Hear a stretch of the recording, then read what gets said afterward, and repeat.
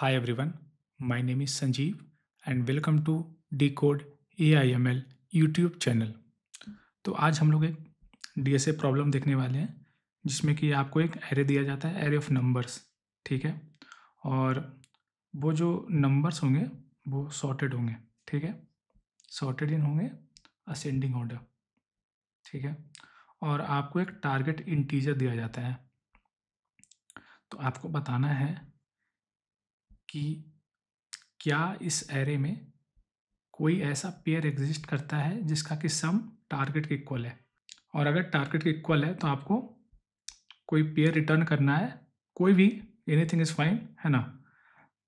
उसके इंडेक्स को, है ना, इंडेक्स को एक लिस्ट में रिटर्न करना है जिसका कि सम टारगेट के इक्वल है। ठीक है, और अगर ऐसा कोई एग्जिस्ट नहीं करता है तो in that case you need to return an empty array, है ना।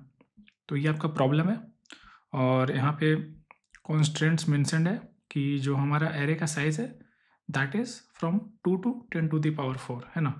तो आपको कॉर्नर केस अज्यूम नहीं करना है कि अगर एरे का साइज 0 होगा, अगर 1 होगा तो क्या करना है। आपको दिया गया है कि एरे का साइज 2 से स्टार्ट होकर के 10 to the power 4 तक जाता है ना। तो इन दैट केस आपको 1 और 0 वाला कॉर्नर केस आपको एक्सप्लिसिटली हैंडल नहीं करना है। ठीक है, तो चलिए देखते हैं इसको हम लोग कैसे सॉल्व करेंगे। मैं सारे क्वेश्चंस को एक दूसरे से रिलेट करके पढ़ाऊंगा ताकि चीज़ें को आप रिलेट कर सको और इजीली समझ सको। तो जो हमने P1 पिछले लेक्चर में जो हमने प्रॉब्लम कराया था, it was also very similar to this, है ना। वो भी टू सम ही था, लेकिन उसमें एरे हमारा सॉर्टेड नहीं था, है ना। उसमें एरे के बारे में कुछ भी मेंशन नहीं किया गया था, है ना। तो इन दैट केस आपका एरे क्या था, वो अनसॉर्टेड था, और उसमें आपको एक रिटर्न करना था टारगेट वैल्यू, है ना। तो उसमें हमने देखा था ब्रूट फोर्स अप्रोच, है ना। तो सेम ब्रूट फोर्स अप्रोच यहाँ भी हम लोग यूज़ करने वाले हैं, है ना, फॉर आवर सॉल्यूशन। तो उसमें ब्रूट फोर्स अप्रोच क्या था कि ऑल पॉसिबल पेयर फाइंड करो। ठीक है, क्या करो, ऑल पॉसिबल पेयर फाइंड करो, और उसमें से हर एक पेयर का चेक करो सम। अगर वो टारगेट इक्वल है ना, तो क्या करो, इंडेक्स को रिटर्न कर दो। और अगर ऐसा कोई वैल्यू नहीं मिलता है, इन that case empty list return कर दो। ठीक है, तो ये हमने देखा था। चलिए हम लोग देखते हैं कौन कौन से पेयर एग्जिस्ट करते हैं। तो 2 का पेयर है 4, 5, 6 एंड 8। 4 का पेयर है 5, 6, 8। 5 का पेयर है 6, 8। 6 का पेयर है 8, है ना। तो हम लोग हर एक इंडेक्स के लिए पेयर में आगे वाले वैल्यूज कंसीडर कर रहे हैं। क्यों कर रहे हैं, हमने देखा था लास्ट लेक्चर में कि हम लोग ऐसा इसीलिए कंसीडर कर रहे हैं ताकि वैल्यूज रिपीट ना हो, है ना। लाइक अगर 2 और 4 है तो 4 और 2 रिपीट ना हो, है ना। तो इसीलिए हम लोग हर एक इंडेक्स के लिए पेयर में आगे वाले वैल्यूज हम लोग कंसीडर करते हैं। तो हमने सबसे पहले क्या किया, हमने पेयर कंसीडर किया, कौन कौन से पेयर एग्जिस्ट करते हैं, और फिर हम लोग देखेंगे कि क्या इस पेयर में ऐसा कोई नंबर एग्जिस्ट करता है जिसका कि सम टारगेट के इक्वल है। तो 2 के लिए 2 + 4 6, 7 एंड 6 to 8 एंड 8 to 10 ऐसा कोई एग्जिस्ट नहीं करता है।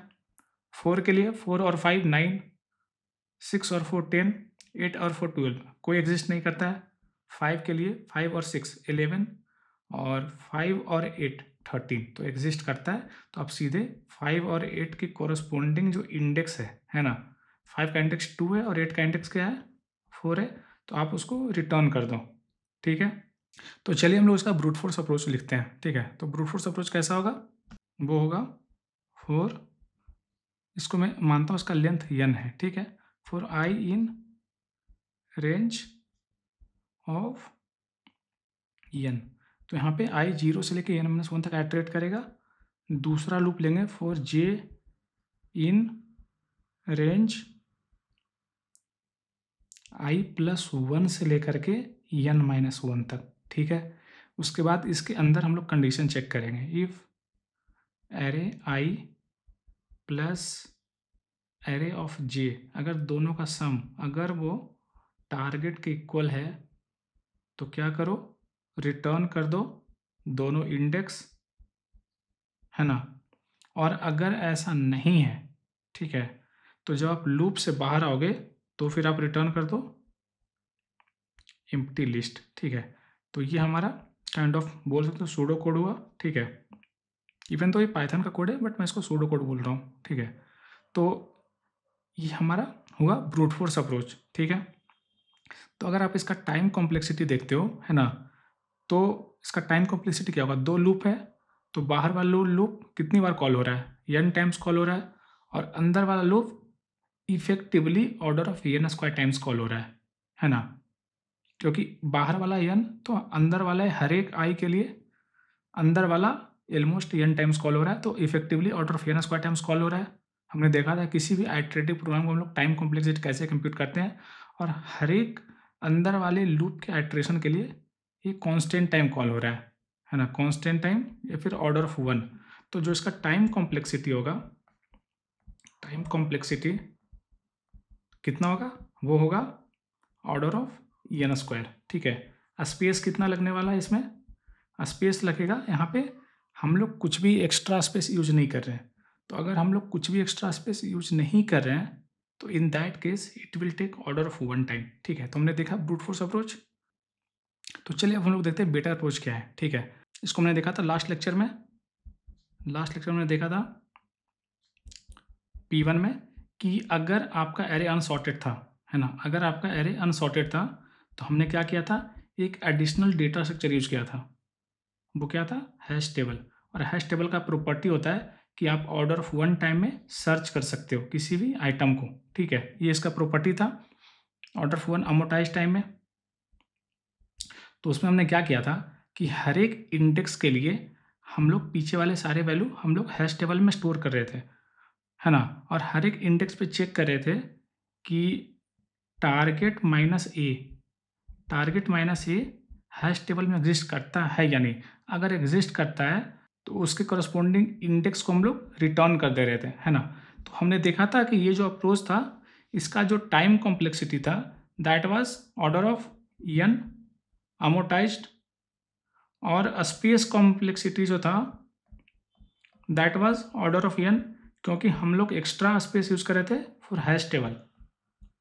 इनपुट को भी मैं कंसिडर नहीं कर रहा हूँ, तो हम लोग हैश टेबल को स्टोर करने के लिए हम लोग order of n extra space use कर रहे थे।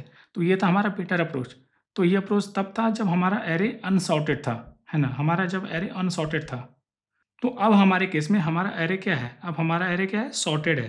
तो अगर हमारा एरे सॉर्टेड है तो क्या हम लोग कोई बेटर अप्रोच लिख सकते हैं, या तो हम लोग टाइम को ऑप्टिमाइज कर लें या तो स्पेस को ऑप्टिमाइज कर लें, है ना। तो हम ये देखना चाहते हैं कि जब हमारा एरे अनसॉर्टेड था तो इन दैट केस हम लोगों ने एक एल्गोरिदम इम्प्लीमेंट किया था जिसका time complexity order of n था, space complexity order of n था। तो क्या हम लोग इससे बेटर कोई सोल्यूशन फाइंड कर सकते हैं। तो चलिए अब हम लोग देखते हैं कि जब हमारा एरे सॉर्टेड होगा ना तो क्या हम लोग कोई बेटर अप्रोच सोच सकते हैं क्या, बेटर अप्रोच जिसका कि time complexity order of n से बेटर हो या ऑर्डर ऑफ n हो, ठीक है, और plus space complexity order of n से बेटर हो या उससे कम हो, है ना, space less than equal to time less than equal to order of n, है ना। तो जब भी एक ऐसा प्रॉब्लम मिले जहाँ पे आपको कोई पेयर ऑफ नंबर फाइंड करना है जिसका कि सम, डिफरेंस, मल्टीप्लिकेशन अगर किसी टारगेट के इक्वल होना चाहिए, तो इन दैट केस आप एक बार 2 पॉइंटर अप्रोच सोचो। तो 2 पॉइंटर में क्या होता है कि एक पॉइंटर हम लोग आगे लेते हैं 0 इंडेक्स पे और एक पॉइंटर हम लोग लास्ट इंडेक्स पे लेते हैं, ठीक है। और हम लोग चेक करते हैं कि क्या इसका सम कंबाइन करके दोनों पॉइंटर पे जो वैल्यू है उसका सम कंबाइंड टारगेट के इक्वल है या नहीं। तो अगर आप देखोगे 2 + 8 कितना हो रहा है, 10 हो रहा है। तो 10 क्या है, टारगेट से छोटा है। तो आप देखोगे यहाँ पे कि यहाँ पे मेरे पास 2 इंडेक्स i और j। तो अगर मेरे को सम इंक्रीज करना है तो मेरे को क्या करना होगा कि ये दोनों में से किसी एक वैल्यू को इंक्रीज करना पड़ेगा। तो 8 ऑलरेडी मैक्सिमम वैल्यू है, इसको हम लोग आगे बढ़ा नहीं सकते हैं। तो इन दैट केस मेरे को 2 को इंक्रीज करना पड़ेगा और एक बार में एक स्टेप इंक्रीज करना पड़ेगा। मैं डायरेक्टली 2 को 6 के पास नहीं ले आऊँगा, है ना। जो आई मेरा पॉइंटर उसको मैं डायरेक्टली 6 के पास नहीं लाऊंगा, मैं एक एक करके स्टेप में आगे बढ़ाऊंगा। तो आई पहले 2 को पॉइंट कर रहा था, अब आई पॉइंट करेगा 4 को, है ना। तो 4 और 8, है ना, 4 + 8 कितना होता है, 12 होता है। तो अभी भी टारगेट से कम है, तो मेरे को फिर करंट सब इंक्रीज करना पड़ेगा। तो ऑलरेडी जे मैक्सिमम पे है तो इसको हम लोग इंक्रीज नहीं कर सकते हैं। तो आई को हम लोग फिर से एक राइट शिफ्ट करेंगे, है ना। तो अब हम लोग देखेंगे 8 + 5, 8 + 5 आई आपका ये है, जे आपका ये है, तो 8 + 5 हो रहा है 13। तो हमने टारगेट अचीव कर लिया। तो इसके कोरस्पोंडिंग इंडेक्स को हम लोग रिटर्न कर देंगे। इंडेक्स क्या है? इसका इंडेक्स 2 है, इसका इंडेक्स 4 है, तो 2 और 4 को हम लोग रिटर्न कर देंगे। अगर मेरा टारगेट 13 की जगह अगर मेरा टारगेट 11 हो तो हम लोग क्या करेंगे देखते हैं। ठीक है, तो अगर मेरा टारगेट 11 है तो हम लोग फिर यहाँ से स्टार्ट करेंगे। आई आपका 0 पे होगा और जे आपका लास्ट पे होगा। तो 2 और 8 कितना होता है? 10 होता है। तो 10 इज लेस देन 11। तो मेरे को करंट सम इंक्रीज करना है। तो अगर मेरे को करंट सम इंक्रीज करना है तो मैं जे को पीछे नहीं कर सकता हूँ, क्योंकि जे ऑलरेडी मैक्सिमम वैल्यू पे है। तो अगर मैं जे को कम करूँगा तो जो करंट सम है वो 10 से कम हो जाएगा। तो इन दैट केस मेरे को आई इंक्रीज करना पड़ेगा। तो आई पॉइंट कर रहा है 4 को और जे पॉइंट कर रहा है 8 को। तो 8 + 4 12। तो 12 11 से बड़ा हो जा रहा है। तो चूंकि ये बड़ा हो जा रहा है तो मुझे इसको कम करना है। कम कैसे करेंगे? आई को हम लोग पीछे नहीं लाएंगे, क्योंकि आई को हमने पीछे ला करके हमने ये कंडीशन चेक किया था, है ना। उस समय सम 10 हो रहा था।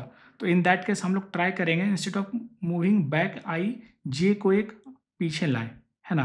तभी मेरे को एक डिफरेंट कॉम्बिनेशन मिलेगा, क्योंकि मेरे को सारे कॉम्बिनेशन ट्राई करने जिसका कि सम 11 के इक्वल है ना। तो अगर हम लोग आई अभी 4 को पॉइंट कराकर मैं आई को पीछे ला करके और आई अगर फिर से 2 को पॉइंट करेगा तो इसको कंडीशन को हमने देखा था, है ना। तो अब हम लोग क्या करेंगे कि आई पॉइंट कर रहा है 4 को और जे को एक पीछे कर देंगे। तो जब आई 4 को पॉइंट करेगा और जे 6 को पॉइंट करेगा, इसका सम 10 है, तो 10 लेस देन 11 है। तो मेरे को क्या करना पड़ेगा? सम मेरे को इंक्रीज करना पड़ेगा, है ना। सम इंक्रीज करने के लिए आई को मेरे को राइट शिफ्ट करना पड़ेगा या फिर जे को लेफ्ट शिफ्ट करना पड़ेगा, है ना। तो अगर मेरे को इंक्रीज करना है तो मैं आई को राइट शिफ्ट करूंगा, क्योंकि अगर मैं जे को लेफ्ट शिफ्ट करूंगा तो सम मेरे को 10 से भी कम हो जाएगा। ठीक है, तो जे इसको पॉइंट कर रहा था, आई इसको पॉइंट कर रहा था, तो अब मैं आई को पॉइंट करवा दूंगा इसको, है ना, 5 को। तो 5 और 6 कितना होता है? 11 होता है। तो 11 इज इक्वल टू 11, है ना। तो इन दैट केस हम लोग क्या करेंगे? 5 और 6 वैल्यू के कोरस्पोंडिंग इंडेक्स को हम लोग रिटर्न कर देंगे। इंडेक्स क्या है? 2 और 3 है। तो इस तरीके से हम लोग इसको सॉल्व करने वाले हैं। तो चलिए इसका हम लोग सूडो कोड लिखते हैं। सबसे पहले मैं 2 पॉइंटर लेने वाला हूँ, यल और आर। ठीक है, यल पॉइंट कर रहा है 0 और आर पॉइंट कर रहा है n-1। यन क्या है? यन आपका एरे का लेंथ है। ठीक है, तो लेफ्ट पॉइंट कर रहा है 0 इंडेक्स को और आर पॉइंट कर रहा है लास्ट इंडेक्स को। ठीक है, अब यहाँ पे हम लोग चेक करेंगे वाइल लूप की हेल्प से। तो कब तक चेक करेंगे हम लोग? जब तक कि लेफ्ट पॉइंटर राइट पॉइंटर से छोटा है। तो जैसे ही यल ग्रेटर इक्वल टू आर होगा तो हम लोग लूप से बाहर आ जाएंगे। क्यों बाहर आ जाएंगे? कि अगर यल इक्वल टू आर होगा तो लेफ्ट और राइट दोनों सेम इंडेक्स को पॉइंट करेगा और हमें यूनिक इंडेक्स फाइंड करना है। यूनिक इंडेक्स का पेयर फाइंड करना है such that the sum is equal to target, है ना। तो ये कंडीशन पे बाहर आ जाएंगे और जैसे ही यल ग्रेटर देन आर होगा, है ना, तो इन दैट केस हम लोग फिर से वो पेयर को हम लोग देख रहे कंसीडर कर रहे हैं जो कि हमने ऑलरेडी देखा था। तो इसलिए हम लोग वाइल लूप को यल लेस देन आर तक ही एक्सिक्यूट करेंगे। ठीक है, तो while l less than r क्या करो? इफ इसके अंदर चेक करो, if array l plus array r अगर दोनों का सम टारगेट के इक्वल है, ठीक है, तो हमारा गोल अचीव हो गया, है ना। तो आप सीधे रिटर्न कर दो इंडेक्स को। ठीक है, यल और आर को रिटर्न कर दो। ठीक है, अगर ऐसा नहीं है, अगर array l plus array r अगर वो लेस देन टारगेट है, अगर वो टारगेट से छोटा है, मतलब मेरे को ये सम का वैल्यू इंक्रीज करना पड़ेगा। तो इंक्रीज कैसे करेंगे? हम लोग यल को एक इंक्रीज कर देंगे। ठीक है, और नहीं तो मतलब सम ग्रेटर देन टारगेट। तो क्या करेंगे? अगर ग्रेटर हो रहा है तो मेरे को वैल्यू को कम करना है, तो हम लोग आर को एक माइनस कर देंगे, है ना। अगर लेफ्ट प्लस राइट का सम अगर ग्रेटर देन टारगेट है तो इन दैट केस राइट को हम लोग एक पहले मूव कर देंगे, आर माइनस माइनस कर देंगे, है ना। तो ये हमारा कोड का लॉजिक है ना। तो अगर पूरे वाइल लूप के आइटरेशन में अगर मेरे को कोई पेयर नहीं मिलता है तो लास्ट में हम लोग रिटर्न कर देंगे एम्प्टी एरे। ठीक है, तो अगर इसका टाइम कॉम्प्लेक्सिटी देखते हो, है ना, तो यहाँ पे वाइल लूप है ना, वाइल लूप है। और इस लूप में अगर आप देखते हो तो एवरी टाइम लेफ्ट या राइट को एक इंक्रीमेंट कर रहे हैं, है ना। आइदर लेफ्ट को एक इंक्रीमेंट करें या तो राइट को एक डिक्रीमेंट करें। और लेफ्ट इनिशियली पॉइंट कर रहा था 0 को, राइट पॉइंट कर रहा था n-1 को, है ना। तो वर्स्ट केस में आप सोचो कि सिर्फ लेफ्ट इंक्रीज करता रहे, है ना। लेफ्ट 0 से जाएगा 1, 1 से 2, 2 से 3 और लास्ट में वो n-1 तक जाएगा, है ना। तो यहाँ पे लूप का n आइट्रेशन हुआ, है ना। या फिर आप सोचो कि l 0 पे था और r जो है n-1 से n-2, n-3 और लास्ट में ये 0 पे आया। तो even in this case there is total n iteration, है ना। तो आप देखोगे कि ये loop effectively order of n times iterate करता है और इसके अंदर वाले सारे ऑपरेशंस ऑर्डर ऑफ 1 टाइम लेते हैं। सारे ऑपरेशंस ऑर्डर ऑफ 1 टाइम लेते हैं, तो हम लोग कह सकते हैं कि जो इफेक्टिव टाइम कॉम्प्लेक्सिटी होगा that will be order of n, और जो स्पेस कॉम्प्लेक्सिटी होगा that will be order of 1, क्योंकि यहाँ पे कोई भी एडिशनल एक्स्ट्रा स्पेस यूज नहीं हो रहा है ना। अदर देन द वेरिएबल्स कुछ भी एक्स्ट्रा स्पेस यूज नहीं हो रहा है, तो हम लोग कह सकते हैं space complexity is order of 1। तो चलिए अब हम लोग इसका कोड लिखते हैं और इसका समझते हैं। तो ये हमारा टू सम फंक्शन है, तो सबसे पहले हम लोग ब्रूट फोर्स अप्रोच इंप्लीमेंट करने वाले हैं। तो सबसे पहले हम लोग कर देंगे n is equal to length of array, है ना। और उसके अंदर हम लोग लिख देंगे 2 loop for i in range 0 से लेके n-1 तक, और इसके अंदर फॉर j इन रेंज कहाँ से कहाँ तक आइट्रेट करेगा, i+1 से लेकर के n-1 तक। ठीक है, तो इससे हमें सारे पेयर मिल जाएंगे। If array i plus array j, है ना। तो अगर दोनों का सम अगर वो टारगेट के इक्वल है तो अब डायरेक्टली रिटर्न कर दो इंडेक्स को i, j, है ना। और अगर ऐसा नहीं होता है, अगर मेरे को कोई भी ऐसा पेयर नहीं मिलता है जिसका कि सम टारगेट के इक्वल है, तो इन दैट केस आप एक एम्प्टी एरे रिटर्न कर दो। ठीक है, तो चलिए हम लोग इसको एक्सिक्यूट करते हैं। ठीक है, तो हमने एक्सिक्यूट किया, कोई भी मेरे को सिंटेक्स एरर नहीं मिला। अब हम लोग फंक्शन को कॉल करते हैं टेस्ट केस के लिए। ठीक है, तो आप देखोगे मेरे को 17 वैल्यू के कोरस्पॉन्डिंग इंडेक्स मिला 1 और 4। तो अगर आप इंडेक्स नंबर 1 और 4 पे वैल्यू को देखते हो तो 13 + 4 that is equal to 17, fine. और दूसरे केस में 23, तो 23 के लिए मेरे को कोई भी पेयर नहीं मिलता है जिसका कि सम 23 के इक्वल है, तो in that case I will return an empty array. ठीक है, सेकेंड अप्रोच हमने देखा था लास्ट लेक्चर में हैशिंग का, है ना।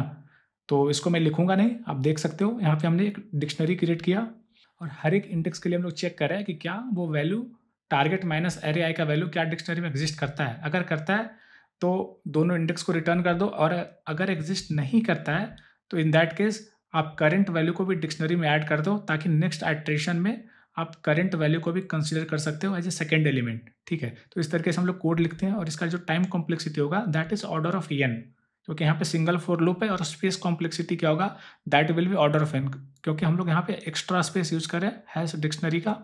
ठीक है, तो अब हम लोग देखते हैं लास्ट अप्रोच जो कि ऑप्टिमल अप्रोच होने वाला है, and that is implemented using 2 pointers. तो चलिए इस अप्रोच को हम लोग कोड लिखते हैं। तो l, r, ठीक है, हम लोग लेफ्ट और राइट 2 पॉइंटर को इनिशियलाइज कर रहे हैं। लेफ्ट को 0 से, r को इनिशियलाइज कर रहे हैं एरे लेंथ ऑफ एरे -1। ठीक है, तो इस तरीके से हमने लेफ्ट और r को इनिशियलाइज किया। अब हम लोग 2 पॉइंटर का कोड होता है syntax while l less than r, जब तक l r से छोटा है। ठीक है, l इक्वल टू r हम लोग नहीं लेंगे क्योंकि हम लोग डुप्लीकेट इंडेक्स को कंसीडर नहीं करना चाहते हैं। ठीक है, तो while l less than r if array of l plus array of r, अगर दोनों का सम अगर इक्वल है टारगेट का, तो इन दैट केस आप l, r रिटर्न कर दो।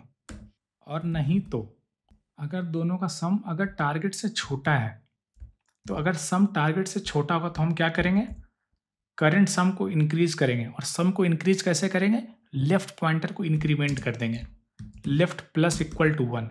और लास्ट केस में क्या होगा, एल्स, अगर करंट सम टारगेट से बड़ा है तो करंट सम को हम लोग कम करेंगे। तो करंट सम को हम लोग कम कैसे करेंगे, तो r को 1 माइनस कर देंगे, r माइनस इक्वल टू 1। तो इस तरीके से हम लोग सारे केस को हैंडल कर लेंगे। और अगर इस लूप के आइट्रेशन में, है ना, ये जो लूप है, इस लूप के हेल्प से हम लोग यहाँ पे क्या करें, हम लोग 2 पॉइंटर अप्रोच को इम्प्लीमेंट करें। और 2 पॉइंटर यूज करने का ये सिंटेक्स होता है while l less than r, और अगर ये कंडीशन सेटिस्फाई करता है तो l r को रिटर्न कर दो इंडेक्स को, अगर वो करंट सम टारगेट से छोटा है तो लेफ्ट को एक इंक्रीमेंट कर दो, लेफ्ट को एक बड़ा वैल्यू को पॉइंट करवा दो।